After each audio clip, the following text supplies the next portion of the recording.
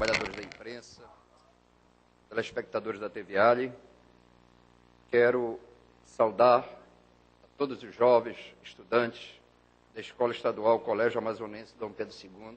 Sejam muito bem-vindos a esta casa. É uma alegria sempre ter estudantes aqui que possam vivenciar conosco o trabalho deste plenário. Eu, deputado Zé Ricardo, não tenho a capacidade de vaticinar, mas Vossa Excelência, deputado Belarmino, deputado Zé Ricardo, faz um exercício que eu, aqui, dessa humilde tribuna, vejo que, mesmo sem a intenção, senhor presidente, o deputado Zé Ricardo desenha o perfil do próximo superintendente da SUFRAM. Mas, senhor presidente, o governo federal vem, ano a ano, batendo recorde de arrecadação. Em 2010, a região norte arrecadou para os cofres do governo federal mais de 8 bilhões de reais. Deste montante arrecadado, o estado do Amazonas é responsável, deputado Souza, incluindo Tocantins, Amapá, Pará, Acre, Rondônia e Roraima, por 51% dos recursos tributários federais. Somente o estado do Amazonas. A despeito da significativa participação do estado do Amazonas, o bolo da arrecadação dos tributos federais na região norte, a contrapartida federal, deputado Abdala, não ocorre na mesma proporção.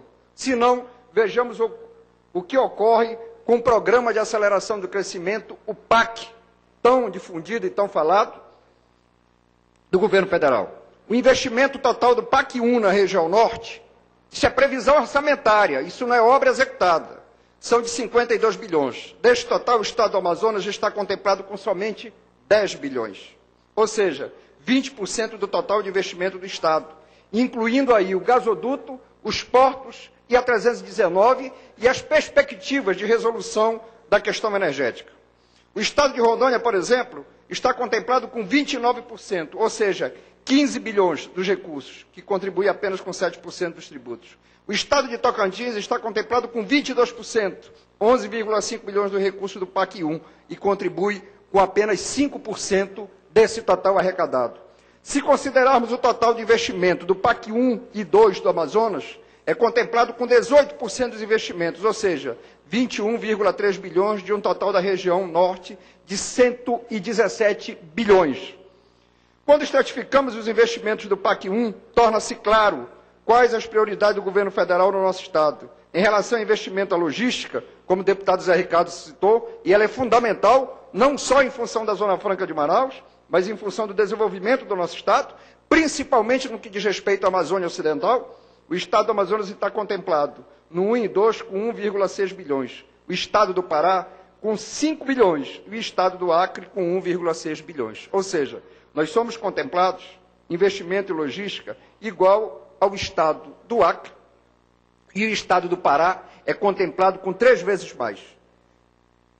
Resultado é que o estado do Amazonas possui um dos maiores parques industriais e é responsável, o grande responsável, pela essa arrecadação de 5,1 bilhões arrecadado pelo governo federal, que tem na quase totalidade de sua produção exportada para outros estados e países, necessitando sobremaneira de altos investimentos em infraestrutura e logística para manter a sua competitividade.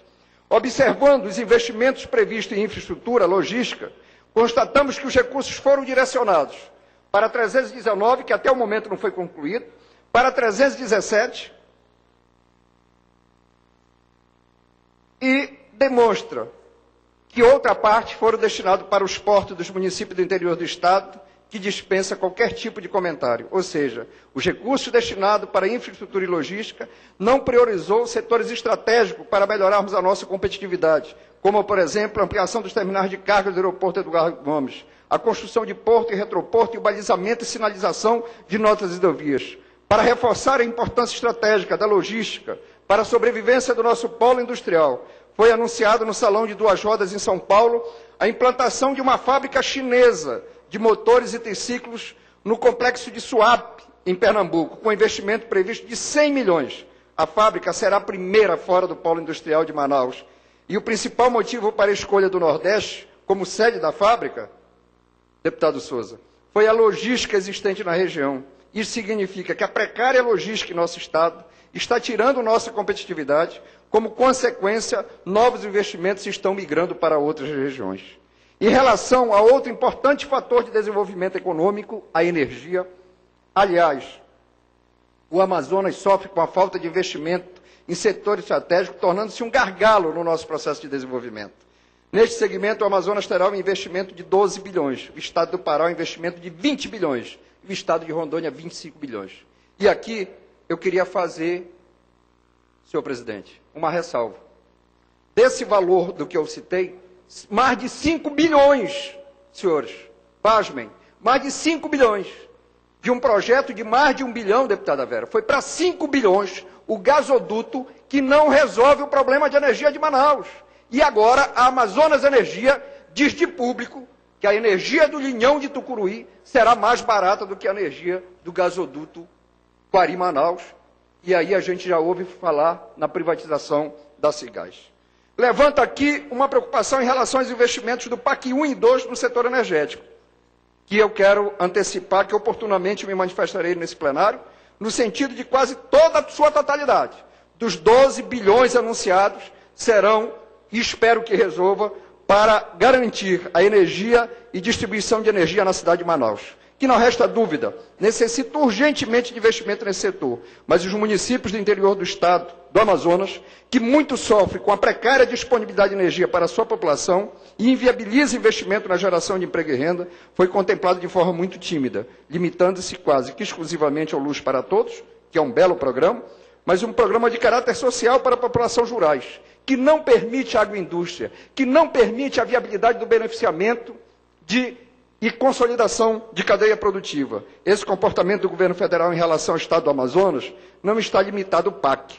Ele é reproduzido em diversos outros programas federais, onde o Amazonas é colocado em plano inferior em outros estados da região. Portanto, senhores deputados, precisamos cobrar do governo federal uma postura mais equânime em relação ao nosso estado.